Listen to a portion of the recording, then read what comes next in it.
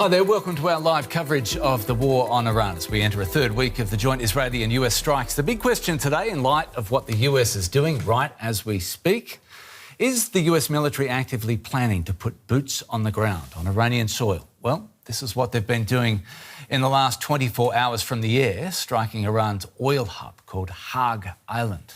Donald Trump has claimed that the island's military targets were obliterated, but that its oil infrastructure has been left alone for now.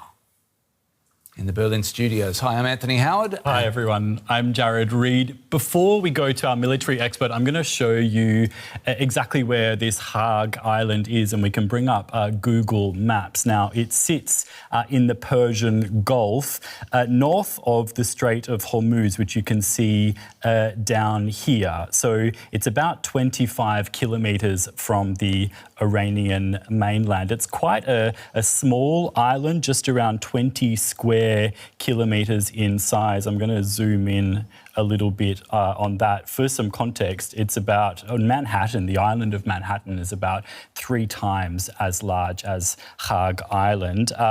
Despite this tiny size, it's the main terminal for Iran's oil exports, so hugely important to Iran's economy, and it's the oil reaches the island through pipelines from the oil fields on the mainland and refineries on this island, so we can see some of them here. They process 90% of Iranian crude oil exports, most of it bound for China. Right. The US media is widely reporting that the US is sending amphibious troops into the Gulf region at the same time this is happening. So with that, we bring in our first guest for the day. Marina Miron is our military expert. We talk to Marina a lot on DW since Russia's invasion, because there's been a lot to talk about, Marina, and especially in the last 2 weeks now, of course, with Iran. I wonder, have you been following the US media reports that I mentioned about these amphibious forces headed for the region and the overnight strikes? Your first thoughts, if you could. Good afternoon. Yes, of course, I've been following the news and announcements made by both sides, the United States and Israel on one hand, and Iran on the other hand. Iran has, for instance, threatened to strike UAE ports if anything happens, because, as you have correctly pointed out, this island is of strategic importance for Iran's economy. And any damage to its terminals, to its infrastructure, not military infrastructure, obviously, would set back Iran decades, because the Iranian economy could effectively collapse. And so the fact that the United States is now considering potentially taking the island, we don't know if they're going to destroy that infrastructure. And as I said, that would have a major impact, not just on Iran, but on the United States as well, because of the oil prices. And we're seeing a major energy crisis, not even comparable to the one when the war in Ukraine started, when Russia invaded Ukraine. And everybody's bracing to see what is going to come, because it's not quite clear what the overall objective is. Is it to leave the infrastructure of the island intact and just send in the forces? The other question is, why would it be announced? Because such operations, usually it's not like Trump is sending in the forces today and tomorrow or tonight they will be landing on the island. Such operations take time to prepare, and the first preparatory ground would be the informational ground and intelligence, and ensuring that the Iranian side has as little control, including cyber control of the island, as possible. And so it's interesting to see what is going to happen. Is this a bluff? Is this a way to kind of say, well, we can hold the island hostage in a sense, and if you surrender from the US perspective, if Iran surrenders, then we will let it go, maybe, if you allow transit through the Strait of Hormuz. So it's interesting to see what is going to happen. Either way, even the news of this are already affecting the prices, and there are a lot of skeptics, including in the U.S. administration, saying it's time to pull out of this. Because it's not going to lead to anything good. And the deeper you get into this war, the worse it's going to get. Because for the Trump administration, of course, it's important to look at the domestic politics as well and at the upcoming midterm elections. Before Anthony asks you another question, I just want to invite our audience also to please get involved and send us in your comments and questions. Today, we'll be able to put those to Marina and ask her on your behalf anything you'd like to know. And I want to jump back into what you were alluding to there, Marina.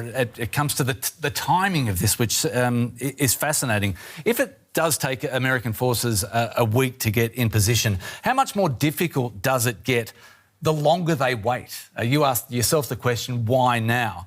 The more time Iran has to get ready in these positions or on the coast or nearby or in the Strait, generally speaking, to potentially mine waters or booby-trap the facility, whatever that may be, how much more difficult does it get the longer the US waits to undertake such a major operation like this? Well, my assumption is that the US is already ready. Right. And that it could happen any time now because, as I said, it takes time to prepare, and you don't announce an operation in the last moment. Maybe it's a way to give Iran a chance, or to the new Ayatollah a chance to say, okay, we don't want our strategic asset to be touched. We want the infrastructure to be left intact, and therefore to force Iran's hand on opening the Strait of Hormuz and not to give Iran the possibility to prepare, because that would make no sense. That would be, even if Iran doesn't have the military capacity, Iranian Revolutionary Guard Corps still could do enough damage. I mean, they don't need any sophisticated weaponry. They have drones. They have small boats in large numbers, which could complicate operations. And therefore, I think that the operation is probably maybe even underway now as we speak. It remains to be seen. It is my assumption why this is being announced now, to give Iran the last chance. Right. Before Jared brings up the map again, perhaps, I think it's really important that we sort of understand where this area is. Even if you do say the US is ready now, I wonder about the location of the island.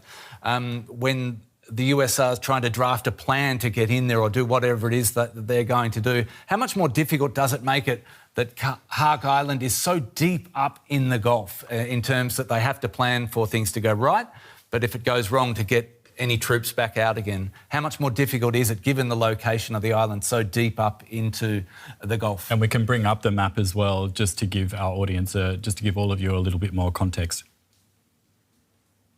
Well, there is a possibility that the US might be deploying its troops from Kuwait, if you look at the map. So the US does have assets across the entire Middle East. And therefore, it is not going to be so difficult in military terms for the US. Yes, it is a logistical challenge, certainly. But as I said, it depends on what the ultimate goal is. Is it to hold the island? Is it to destroy the infrastructure? If it was about destroying the infrastructure, then there would be no need for ground force, for an amphibious assault, excuse me. You would probably achieve that with precision strikes, given that Iranian air defenses, even if the island has layered air defenses, and there is still no specific information on what they have.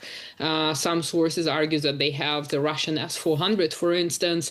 Others say that the only kind of Russian-Soviet prototype they have is Tor M1. And therefore, I think for the US, it wouldn't be problematic to hit the infrastructure there from the air without having to commit any troops. So depending on what the US is seeking to achieve there.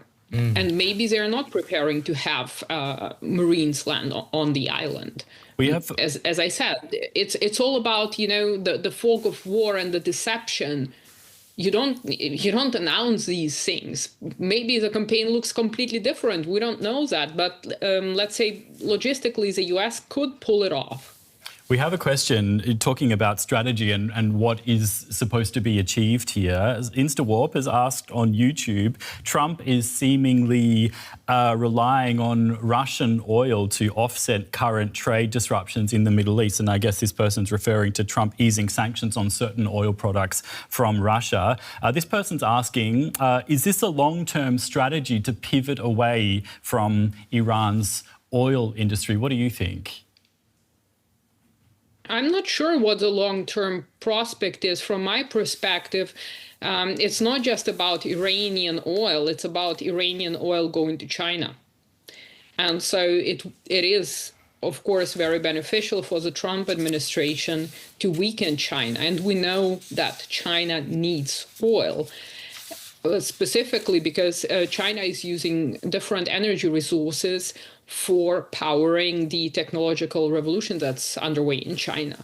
And China is seeking to outcompete the United States in this particular sphere. Making energy much more costly for China is one way for the US to kind of level the playing field. And so I think it's not so much about Russia per se, whereas, again, what is the US policy towards Russia in terms of the entire geostrategic picture?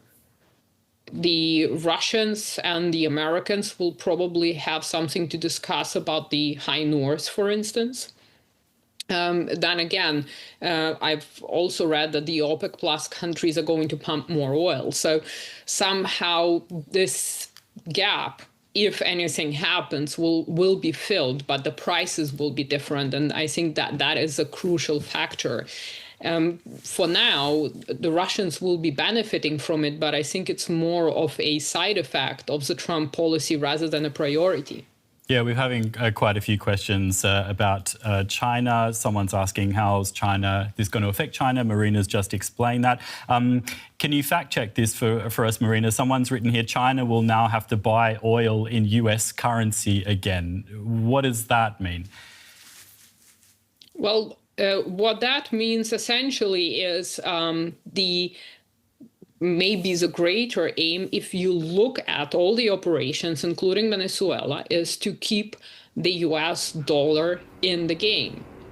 And since the war in Ukraine, we have seen a shift away, and we have seen India buying Russian oil, the shadow fleet, the so-called shadow fleet, right? They can operate.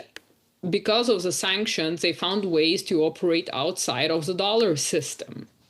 And therefore, I think for the Trump administration, it might be one of the long-term aims is to ensure continued relevance of the US dollar on the world market.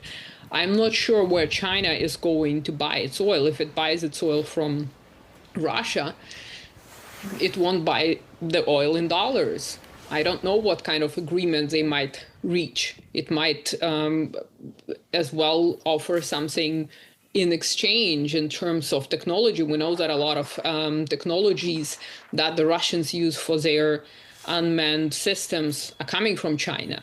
So it's not clear whether this will force China to buy oil in US dollars. Yeah, thanks for that. Marina, just back to the size and the type of forces that the US are now sending in. Can you sketch us out a picture? I guess we got familiar with, to some degree, with the US style of operation that they used in Venezuela. Is that like what we're going to see here? We're not going to try and forecast if it happens and where it happens, but if they are to send in a force, the amphibious forces, is that what was used in Venezuela? And is that what is now being sent into the region? I don't know. I don't know the exact size.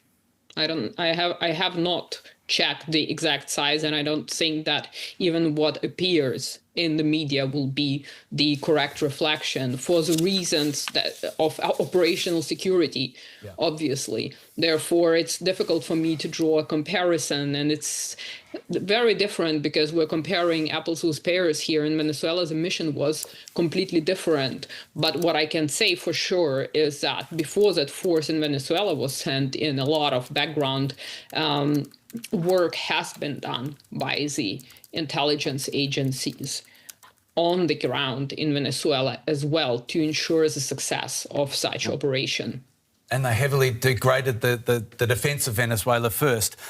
We know that Iran's defences are degraded, but are they still way more capable than anything the US faced in Venezuela? Can Iran still put up a big fight on the island of Kharg? It's a very good question because we have seen that Iran is very different. Killing Ali Khamenei has not crippled Iranian system. The people didn't take to the streets and this operation wasn't over, meaning that the vertical control structure is still in place. Obviously, we see from the US reports that a lot of its military capabilities have been degraded. Many statistics have been posted in the reduction of strikes. But if you look at the Iranian media, it says exactly the opposite. So who is, in this information war where each side wants to portray things from their perspective to show how good they are and how they're winning, the truth is probably somewhere in the middle, and I do assume that Iran retains enough asymmetric capabilities, cheap drones for one, in order to make things complicated, because the US is using very expensive equipment. And we have seen the best example of this kind of operation is the Ukraine SBU and HUR, so the Ukraine Security Services and military intelligence in the Black Sea. And we have seen what they managed to achieve with unmanned service vehicles like Maguro V5. And therefore, from an Iranian perspective, maybe they cannot militarily win this, but they can raise the cost. And by raising the cost in terms of life and equipment, this is going to raise a political cost, aside from the economic shock that we're experiencing. And this is the main target, erode the political will. And we've seen this throughout the past centuries when a militarily weak adversary faces a strong adversary, the war in Vietnam. Marina, perhaps before we throw it back to the audience for more, and sorry to talk over the top of you there, just on that, we do our best to detect whether the US is under any strain in terms of their stockpiles. They give off the impression, for good reason, that their supplies are almost have no bottom to them. As Iran fights this asymmetric war, as we often hear, do you see any signs that the US is running out of patience or there's a growing nervousness in Washington about the length of time? Are we getting to any point where anything that you read or see in Washington is starting to reflect any sort of tension, any sort of nervousness about the length of time that these assets are being deployed in such high numbers? Of course, there are tensions within the Trump administration, and one of Trump's advisors suggested to declare victory and get out. Right. Just yesterday or this morning, FT reported on this. And so there is a concern that the US is using up a lot of ammunition, a lot of Tomahawks that will be very expensive to produce, by the way, and take a lot of time. So let's say if something else happens in the world, the US might not have enough capability.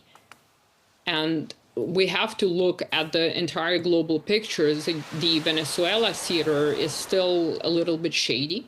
We're hearing that there is a potential that Cuba will be next. We know the US is also active in Ecuador.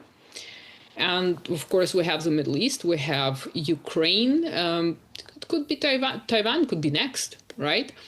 And so is this going to be a capability overstretch for the United States? And of course, if we think about the fact that the oil prices have risen everything else will rise as well. And therefore, for the United States, there is a lot of nervousness because the Trump administration promised to lower the cost of living, but this is exactly the opposite of what is happening.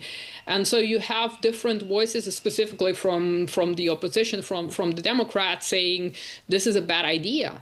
This is costing a lot of money. This is not helping us at all. And it's quite politically damaging. So that's probably why we don't hear a very clear political aim articulated by the Trump administration, because they want to have enough room for maneuver in order to say, we won. Look, we have now killed the Ayatollah. He was really bad. And we did all the damage. We bombed Iran into Stone Age. So it will take maybe decades to recover. And we're out of there. And we'll sell our weapons, whatever we produce, to Israel if they want to continue this on. And of course, to the Gulf states, who now need more protection, obviously, because we have seen that they don't have the capability to defend against the likes of Shahed 136 drones. We have a question, and you've been talking about the political costs of this, Marina. Someone's written, boots on the ground will be universally unpopular with the US public, but it's a clear threat to the new regime in Iran. They're asking what the role of diplomacy is going forward here, if there is one at all.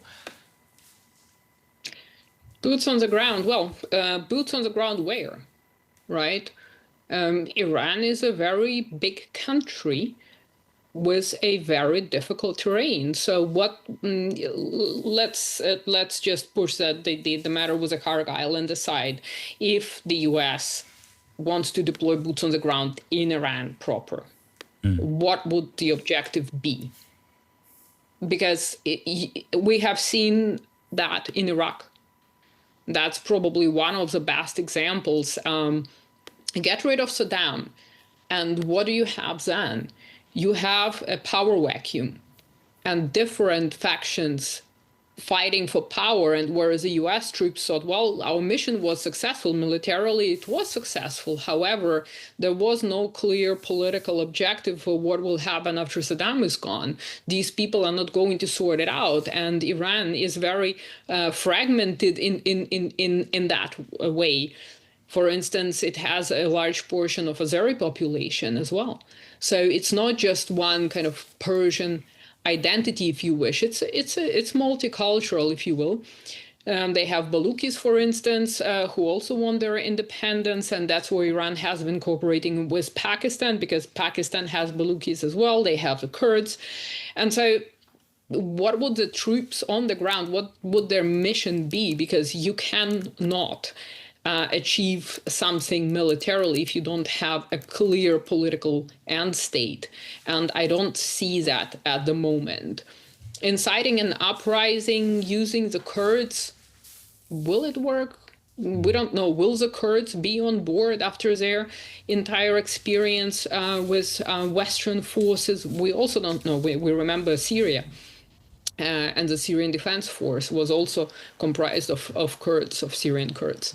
In terms of what was the second part of the question? It was whether diplomacy has any role at the moment or not at all. Diplomacy requires trust, or at least a degree of trust, and a credible mediator or mediators from both sides.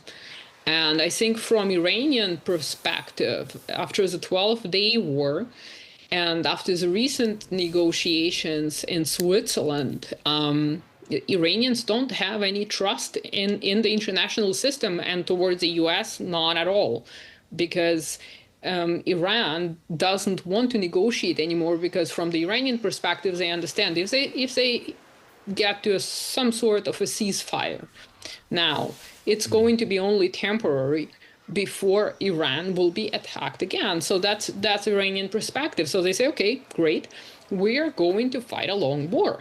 We are going to go after eroding the political will using maybe the proxy networks across the Middle East. There are also other proxy networks, by the way, in Latin America also with ties to Iran. The Revolutionary Guard Corps And of course, we don't know. It's all, as I said, very foggy what role the countries like North Korea, China, and Russia are playing, aside from what has been stated when it comes to sharing satellite intelligence and all that kind of stuff. Because we know that China has been sending cargo planes to Iran. What they contain, nobody knows. So there is quite a lot going kind of in beneath the muddy water surface, but it's very difficult to say what degree of influence each of them will exert. And certainly for China, it will be interesting to covertly ensure that it keeps its oil supply from Iran. Marina, brilliant as always, in lieu of knowing exactly what the next moves of the US forces might be. It's been great to do some mock strategy with you. Thanks so much for all the detail. Appreciate your time as always. My pleasure. Thank you for having me. Thanks, Marina. We can speak to Professor Sultan Barakat, Professor in the College of Public Policy at Hamad bin Khalifa University in Qatar. Welcome to you, Professor, and I understand you've had some kind of alert in the last hour, so we really are grateful that you have been able to speak with us and make the time for us on this stream. You've been hearing some of what Marina's had to say in the last 15 minutes or so. Is there anything you'd like to weigh in on at this point? Well, just to say, I think in terms of the grand oil strategy that Trump seems to be pursuing, I think he's determined to make sure that Europe in particular is totally dependent on United States oil and gas. And this is, to me, seems central to his whole action over the last few months. He would like the Europeans because they're closer to the United States, they're more stable economies, they're willing to pay the price he's asking for, and so on. And I think this should be factored into our understanding of what is going on globally. At the same time, he's wanting Europe to move away from the Russian oil and gas. But as you've heard, is also opening the possibility for Russia, in order not to be too isolated, is opening the possibility for Russia to export oil elsewhere. And unfortunately, we at the Gulf here are going to be the people who pay the price for that. The market is not going to wait for the Gulf states to come back into their exporting capacity. Countries will look for alternative sources of energy.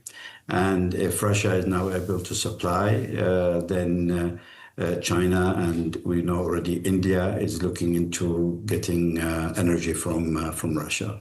Let's unpack that a little bit. I mean, it seems a bit counterintuitive, right? If you're saying Trump is trying to bring Europe closer to the US by way of sidelining Russia, while at the same time easing these oil sanctions on Russia that mean more countries can buy oil from it and therefore give much needed money funneling Russia's way. Yeah, well, it does sound a bit odd, but I think we need to look into the history of Trump and his relationship with Putin and Russia. And we shouldn't just look at this as an isolated episode. I mean, this is the whole thing is got roots for how it developed. But this is my impression so far. I think the Putin is set to gain out of this, and as much as Trump is. You also mentioned China as well in your first answer, and most of the crude from Kharg Island is exported to China. So you think that's part of Washington's tactics here to kind of really hit the energy security of its one of its big rivals? It is, but it's. I don't think he necessarily wants them to not have access to oil, but he would like them to have access according to his own terms. And I think the most damaging has been to the United States is the bartering that was taking place between, be it China and Venezuela or China and Iran. And he'd like to bring an end to that, and he would like to push the Chinese to purchase oil in the international market, ideally using US dollars. And they probably will end up doing that anyway. Yeah, and you were also mentioning too that all of this is going to impact the Gulf regions. Talk to us about the real nervousness there right now. Well, I think in terms of expecting or thinking or predicting what Iran's reaction was going to look like, everyone is in agreement that many studies were done over the last few years, and all have suggested that this will be exactly the way Iran responds to any attack by the United States. The problem, I think, from a Gulf perspective, is that the United States was drawn into this by a narrow agenda of Benjamin Netanyahu and Israel. And they went for it without sufficient consultation with the Gulf states, who are main stakeholders, both because of their proximity to Iran, because of their shared economic vulnerabilities, even as partners to the United States. They were not involved in the decision. And in fact, almost all recommended against it. But still, the United States went ahead with it without calculating carefully the negative impact it's going to have on the Gulf states. And this is why you see, until now, they've been very careful not to act in a retaliatory way to provoke Iran further. And they have concentrated their effort on defending their airspace. Even with the support of some of their allies, like the British and the French, who are operating in the region, they are limiting their mandate to simply shooting down drones and missiles coming towards the Gulf. And they do not have any appetite to engage directly, despite the fact that some fanatics in the American administration are encouraging them to do so, and they would like them to join the fight in full power. Gulf states unanimously, I think, now have taken the decision to stay out of it as much as possible. And I must add, I think this is probably the right decision, given the size of Iran and the fact that they will have to live with the consequences for many years to come. And we know from experience in the past that the US is willing to cut and run at the first opportunity. We saw this in Iraq and Afghanistan. Israel also has already diverted some of its attention to its own priorities, engaging in a war with Lebanon and leaving the fight for the Americans to finish that they instigated at the beginning. And the last, I think, the Gulf states want is to be engaged in a protracted conflict with Iran, which could easily take very ugly sectarian face and can drain both the Gulf states and the Iranians for many decades to come.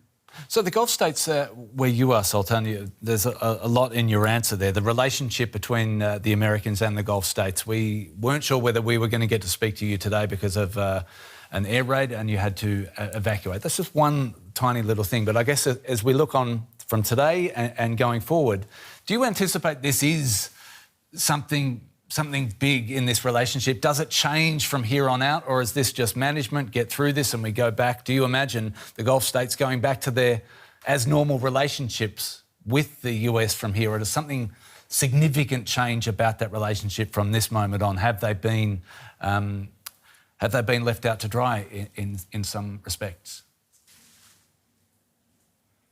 Well, as I said, the fact that they were not involved in the decision is a problem and have left a bitter taste, I think, across the Gulf. But also, Gulf states have been thinking and rethinking the dependency on United States security provision ever since the Israeli attack on Qatar in June last year. And different countries took different courses of action. We saw the Saudi Arabia getting closer to Pakistan and signing a joint defense agreement with the Pakistanis, who, as you know, own a nuclear weapon, and that is seen as a way to strengthen their position within the region. The United Arab Emirates turned towards India and signed agreements of joint defense with the Indians. Maybe Qatar doubled down on the United States and signed an agreement that is only done with Qatar outside the NATO countries. So the thinking about the value of this relationship has been going on for some time. I think this latest episode will push them to consider further the sustainability of this dependency on the United States. It has been useful, I must say, in terms of protecting each country from its neighbors, including from the Gulf countries. And you could see when Qatar went under blockade by Saudi Arabia and United Arab Emirates and so on, their relationship with the US was very important to them. It was useful in defending Kuwait from the Iraq invasion. But it seems when it has come to the real critical issue in the Gulf, and that is the Iran politics and Iran versus Israel, they were literally, I think, being left out to defend for themselves. We're just trying to map out where we're going here. We're talking about geopolitics, and I think rightfully so. Yeah. I just wanted to bring in maybe the voices of the Iranian people, unless you have anything you want to immediately bring up, because Sultan, this operation was supposed to be about freeing the Iranian people from the regime. I want to play, if possible, some of those voices as they go about their daily life at the moment in Tehran. Sultan, stay with us. In the middle of Ramadan, of course, in the middle of a war that Donald Trump said was about them. Let's have a listen. With the war, getting around the city has become difficult. Families are worried. Some people have left their homes and left the city.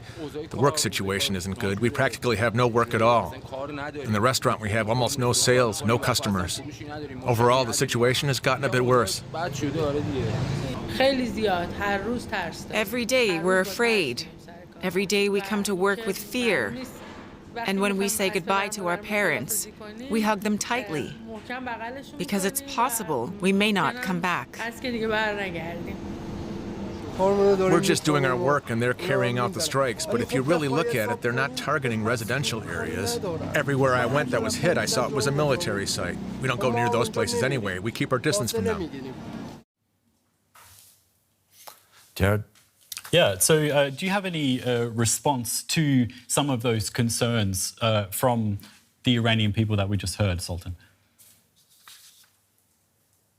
I think they're what you should expect in a context of war.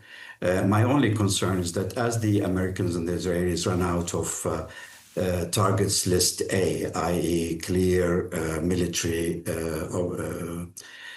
bases, things may go wrong, and other targets, other infrastructure, particularly we saw already oil refineries, bridges, roads, airports will be targeted, and the casualty number will go up, as will the suffering of the Iranian civilian population. Now, while we've got you, I'd like to sort of maybe look on a constructive and positive note. And I noticed that you've co-written an article published yesterday. It's on a website called thinkglobalhealth.org, and we can bring that up actually on my screen and we can have a look at this article. It argues that there is a potential off-ramp for the Iran war, a humanitarian one. You say that health diplomacy could create incentives for cooperation in the region, even if political engagement isn't possible. Could you explain a bit what you mean by that and tell us what health diplomacy is? Well, there are common concerns in the region around health issues. I mean, it's always provided the base for dialogue. We all understand that diseases do not know borders, and they can cross from one country to the other.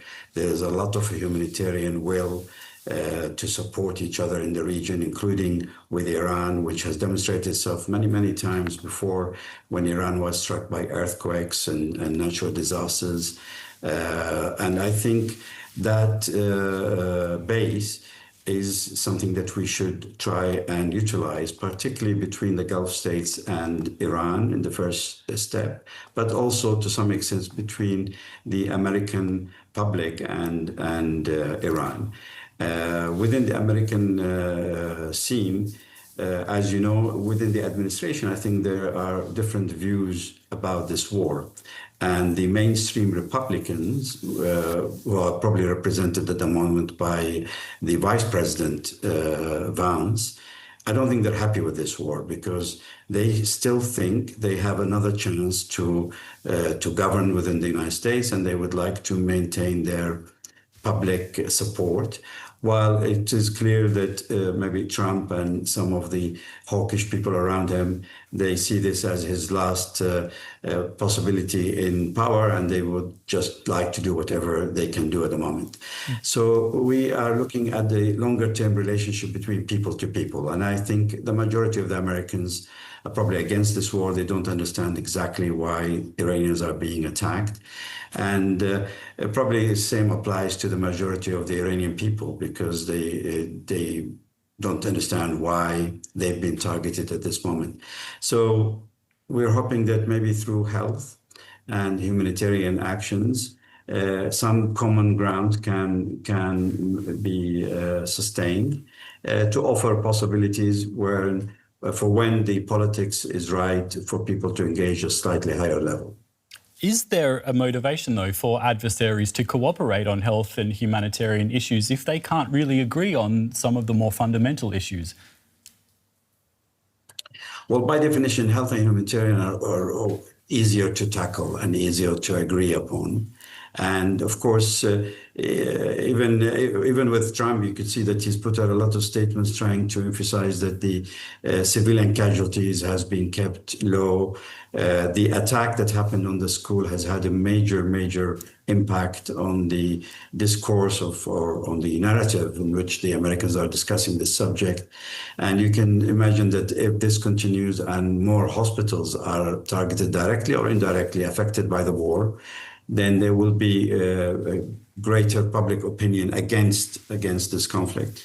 So the answer is yes. I think there is a ground, and there are many examples in the past where it was utilized to create space for political dialogue.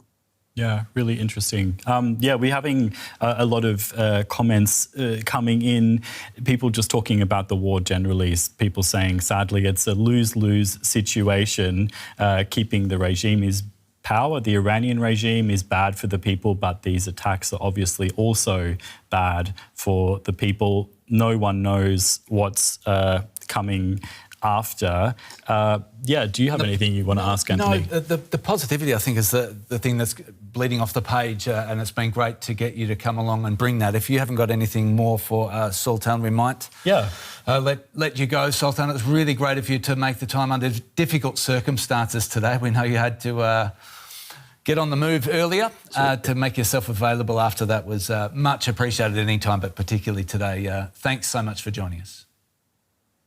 Thank you. All right.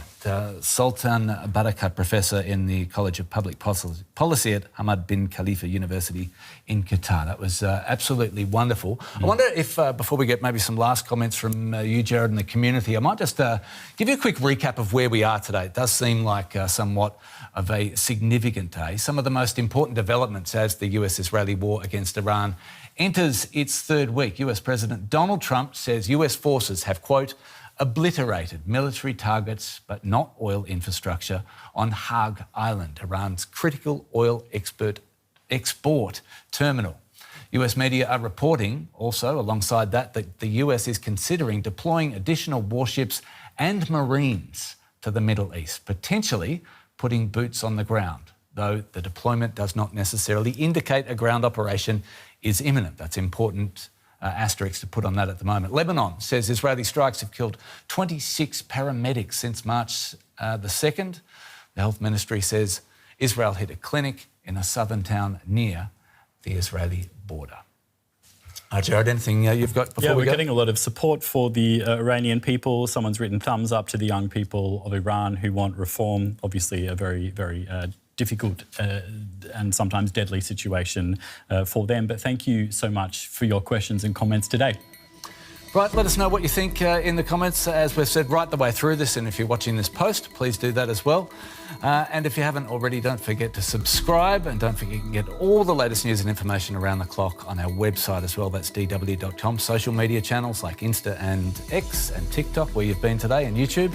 At DW News will bring you into touch with the whole range of our content. Jared, thanks. Thank you. Thanks, Anthony. Thanks to you at home. Thanks to our team here in Berlin. It's goodbye for now. Bye.